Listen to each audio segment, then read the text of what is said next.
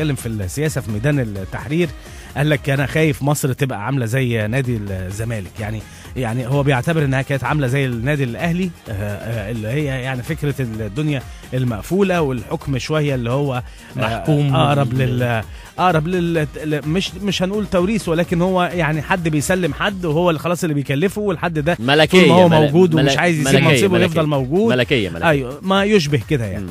التحول خايفين انه التحول يبقى ايه بقى نادي الزمالك. المقصود ايه بنادي الزمالك؟ يعني انه يبقى في ديمقراطيه بس ما فيش نظام، فيبقى انت عندك حد بيبدا يعني الناس تبقى عايزاه، وبعدين يحصل حد تاني يبدا يستشكل ويشتكي ويحصل صراعات والدنيا ما تكملش، وكل واحد يبقى ب100 راي، وكل واحد فتبقى عارف انت الحاله رجاله.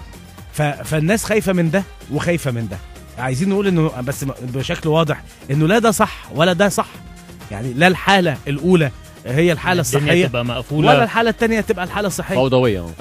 يعني طبيعه الاشياء انه حتى لو الانديه فضلت بنفس شكلها ده وتقسيماتها وتابعه للدوله بالشكل ده، رغم ان ده غلط كمان، لكن لو الوضع كده يبقى لازم يبقى فيه برضه تداول سلطه، ولازم ناس تدخل، ومفيش حاجه اسمها قله ادب. اللي هيخش قدام حسن حمدي قله ادب، والا يبقى نفس الوضع مع الفارق.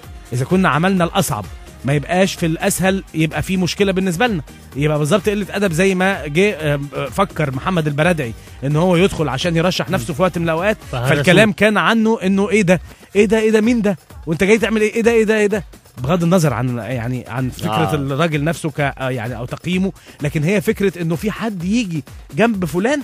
هو ده ايه ده؟ انت فاكر نفسك مين؟ كيف جرؤت؟ انت فاكر نفسك مين؟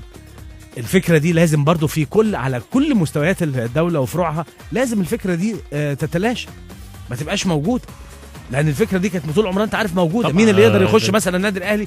ايه ده؟ مين ده؟ ومين ده اللي هيرشح نفسه قدام حسن حمدي؟ وكان قبليه صالح سليم. صحيح.